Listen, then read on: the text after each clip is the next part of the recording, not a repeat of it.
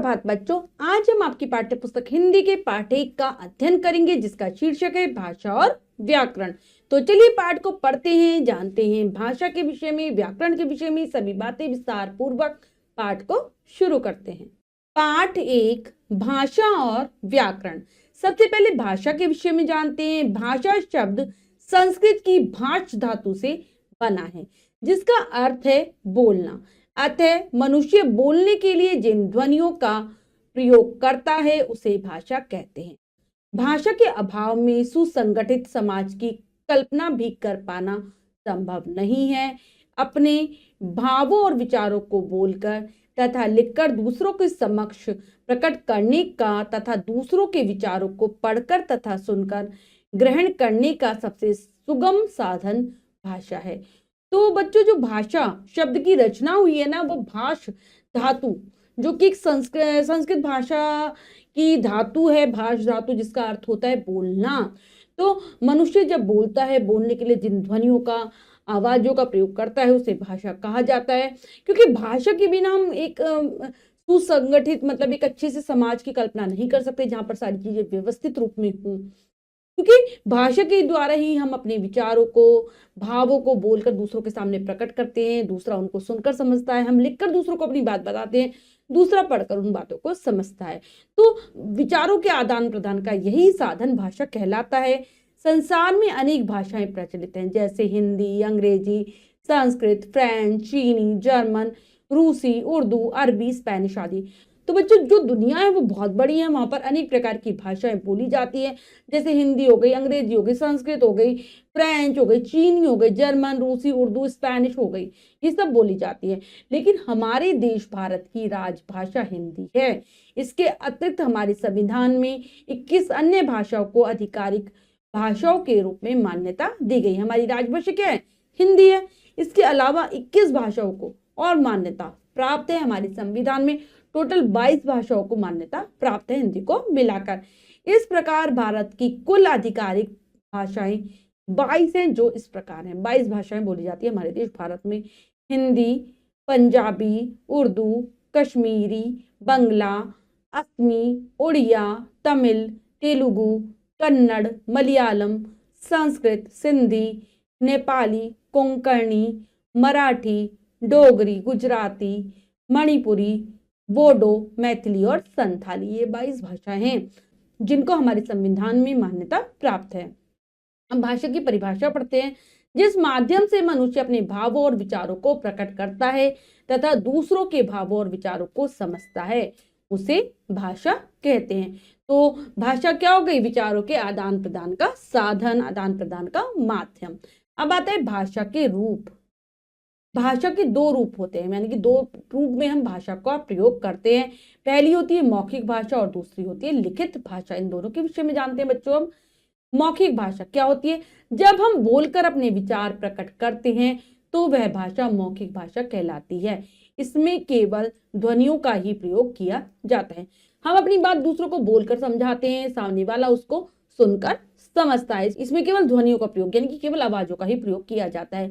शिक्षक का कक्षा में बोलकर पाठ समझाना, नेताजी का भाषण देना, वाद विवाद, टेलीफोन पर बात करना आदि मौखिक भाषा के उदाहरण हैं। तो जो कक्षा में अगर शिक्षक बोलकर पाठ को समझाता है वह मौखिक भाषा का हो गया।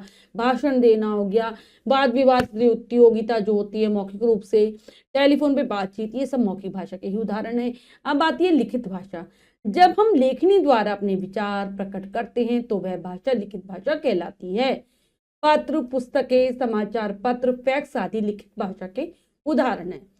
तो बच्चों, लिखित भाषा क्या होती है? जब हम अपनी बातों को, अपने भावों को, अपने मन के विचारों को लिखकर प्रकट करते हैं दूसरों के सामने और दूसरा उसको पढ़कर समझता है, तो ये लिखित भाषा है।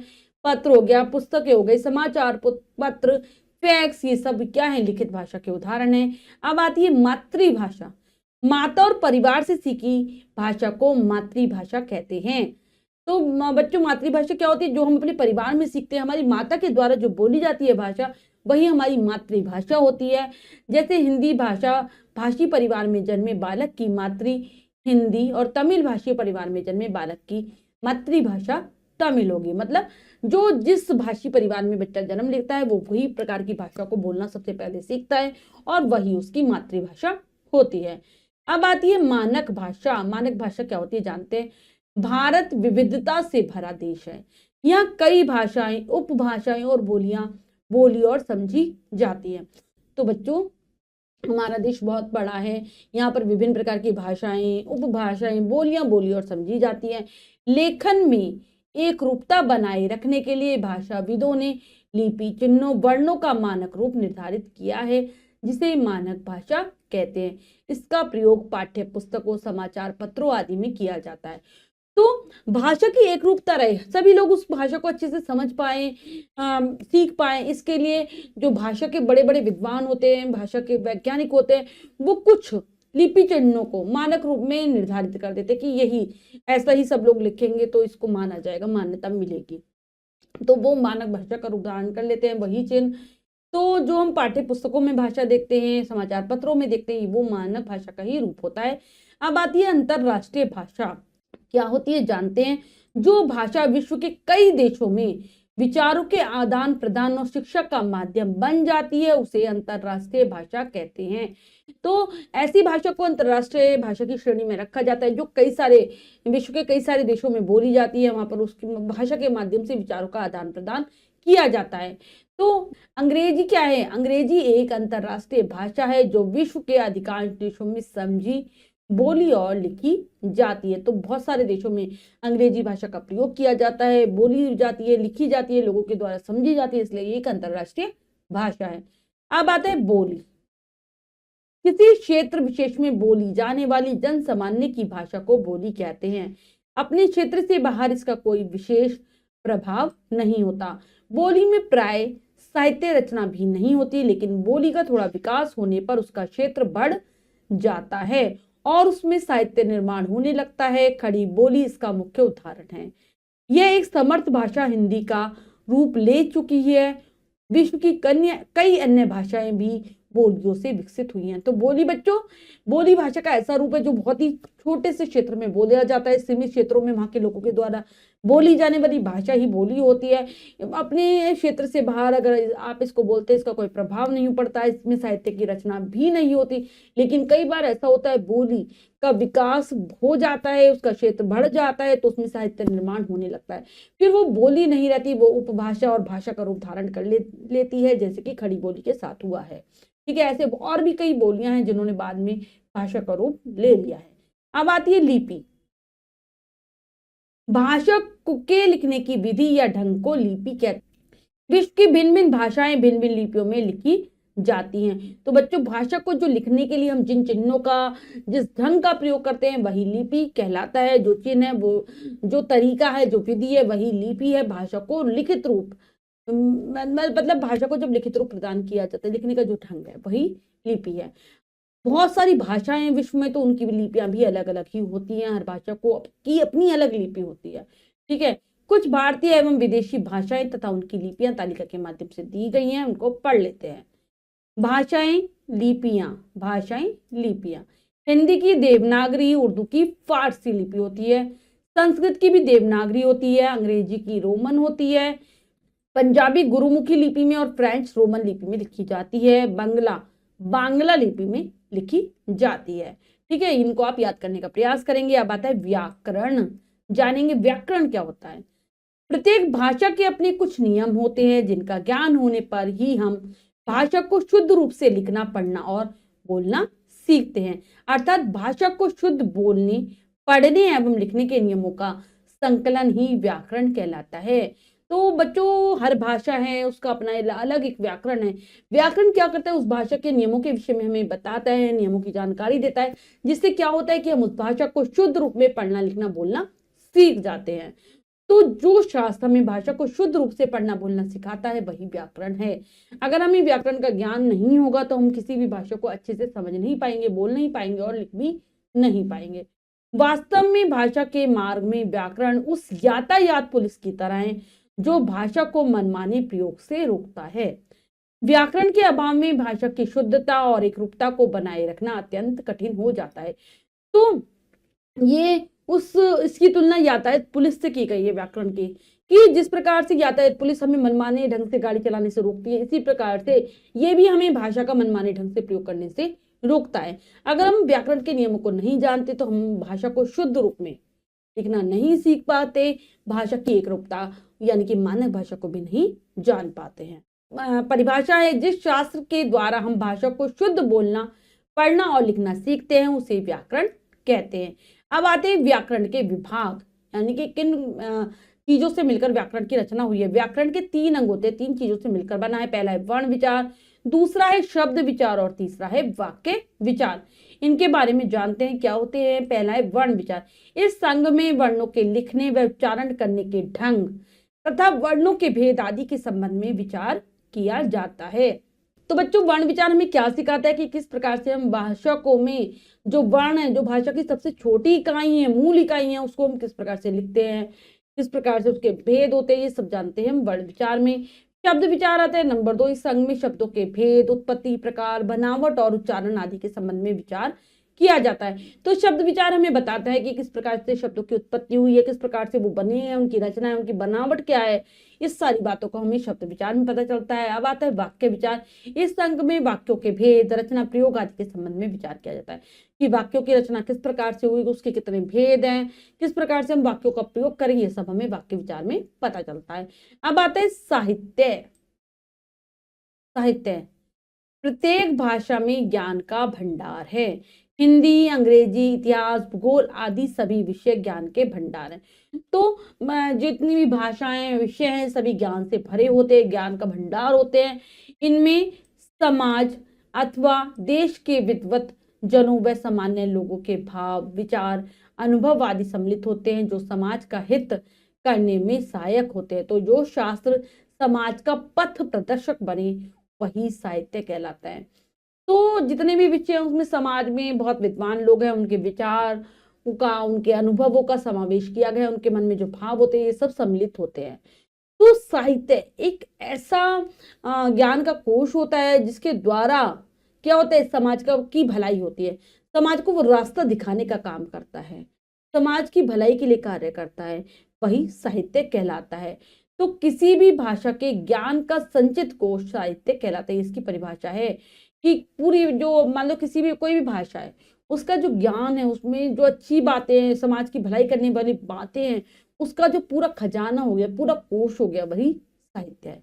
अब आता है साहित्य के भेद। साहित्य के 2 भेद माने जाते हैं। 2 प्रकार का साहित्य हम जानते हैं किसी भी भाषा के अंतर्गत। पहला होता है पद्य साहित्य और दूसरा होता है गद्य साहित्य। ये हमारी हिंदी भाषा का साहित्य है। पहला है पद्य साहित्य। जब कोई साहित्यकार अपने भाव अथवा विचार कविता के माध्यम से व्यक्त करता है तो उसे पद्य साहित्य कहते हैं। कविता, गीत, दोहा, महाकाव्य आदि इसी श्रेणी में आते हैं। मतलब जो भी लिखने वाला है, ठीक है, साहित्यकार है, अपने भावों को, अपने उसके मन में जो भी विचार उठ रहे हैं उसको जब कविता के माध्यम से, पदों के माध्यम से हमारे सामने लाता है तो उसे पद्य साहित्य कहते हैं। कविता हो गया, गीत हो गए, दोहा, महाकाव्य सब इसमें आते हैं। फिर दूसरा होता है गद्य साहित्य। इसमें क्या होता है, जब कोई साहित्यकार अपने भाव तथा विचार कविता के माध्यम से व्यक्त करके व्याख्या के रूप में व्यक्त करता है तो उसे गद्य साहित्य कहते हैं। मतलब अब इसमें क्या करता है, पद्य साहित्य में तो कविता के रूप में अपने विचार को बताता है, लेकिन गद्य साहित्य में व्याख्या करता है, किसी भी चीज की व्याख्या के माध्यम से अपने भावों को, अपने विचारों को बताता है। गद्य साहित्य, गद्य साहित्य प्राय जन साधारण की भाषा में रचित होते हैं, यानी कि जो लोक सामान्य की जो भाषा है, जो आसपास के लोग बोलते हैं, जनसाधारण की जो भाषा है, उसमें ही गद्य साहित्य की रचना होती है।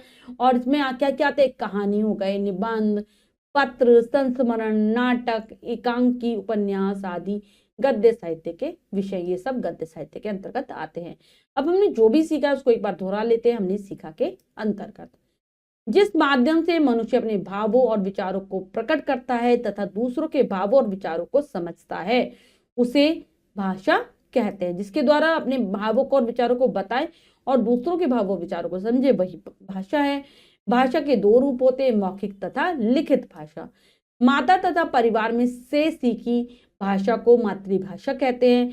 लेखन में एक रूपता के लिए भाषाविदों ने वर्णों का मानक रूप निर्धारित किया है, इसे मानक भाषा कहते हैं। क्षेत्र विशेष में बोली जाने वाली भाषा को बोली कहते हैं। भाषा को लिखने की विधि को लिपि कहते हैं। व्याकरण के 3 अंग होते हैं, वर्ण विचार, शब्द विचार तथा वाक्य विचार। ज्ञान का संचित कोश साहित्य कहलाता है। साहित्य 2 प्रकार का होता है, गद्य साहित्य तथा पद्य साहित्य। तो हमने बच्चों जो भी पढ़ा है उसको अच्छी प्रकार से दोहरा लिया है। अब हम अभ्यास कार्य कर लेते हैं। आओ अभ्यास करें में से पहला प्रश्न पढ़ते हैं, करने का प्रयास करते हैं। सही उत्तर वाले गोले को रंगिए। प्रश्न में 4 विकल्प है, 3 विकल्प गलत है, 1 विकल्प सही है। सही विकल्प को चुनेंगे, सही का निशान लगा देंगे। करते हैं। भाषा शब्द संस्कृत की किस धातु से बना है? भाषा, भाष, भष, भाषी। तो ये बना है हमारा भाष धातु से। भारत की आधिकारिक भाषाएं कितनी? 18, 20, 21, 22। तो ये 22 है जिनको हमारे संविधान में मान्यता प्राप्त है। भाषा का मौखिक रूप कौन सा है? टेलीविजन, समाचार पत्र, पुस्तक, पत्र। तो मौखिक रूप है टेलीविजन। व्याकरण के कितने अंग होते हैं? 2, 3, 4, 5। तो व्याकरण के 3 अंग होते हैं। निश्चित रिक्त स्थानों की पूर्ति कीजिए। तो हमें रिक्त स्थानों को भरना है उचित शब्दों के द्वारा। करते हैं। मनुष्य बोलने के लिए ध्वनियों का प्रयोग करता है। भाषा के अभाव में सुसंगठित समाज की कल्पना भी कर पाना संभव नहीं। हिंदी भाषी परिवार में जन्मे बालक की मातृभाषा क्या होगी? हिंदी होगी। रिक्त स्थान का प्रयोग पाठ्य पुस्तकों, समाचार पत्रों आदि में किया जाता है। तो लिखित भाषा का प्रयोग। अंग्रेजी एक अंतरराष्ट्रीय भाषा है। अगला प्रश्न है, दी गई भाषाओं की लिपि लिखिए। तो लिपि लिखते हैं। संस्कृत कौन सी लिपि है इसकी? देवनागरी। पंजाबी गुरुमुखी। अंग्रेजी की रोमन। फ्रेंच की भी होती है रोमन लिपि। उर्दू कौन सी लिपि में लिखी जाती है? फारसी। और हिंदी हमारी देवनागरी लिपि में ही लिखी जाती है। तो बच्चों ये कार्य हमने अच्छे से समझकर पूर्ण कर लिया। इसके बाद जो भी कार्य है वो आपको स्वयं करना है सुंदर अक्षरों में अपनी अभ्यास पुस्तिका में। बच्चों आज हमने पाठ के माध्यम से भाषा और व्याकरण के विषय में जाना। आशा करती हूँ पाठ आपको बहुत अच्छे से समझ आ गया होगा। पाठ को फिर से जरूर पढ़ेंगे। मिलते हैं अगली कक्षा में नए पाठ के साथ। तब तक के लिए स्वस्थ रहिए, प्रसन्न रहिए। धन्यवाद।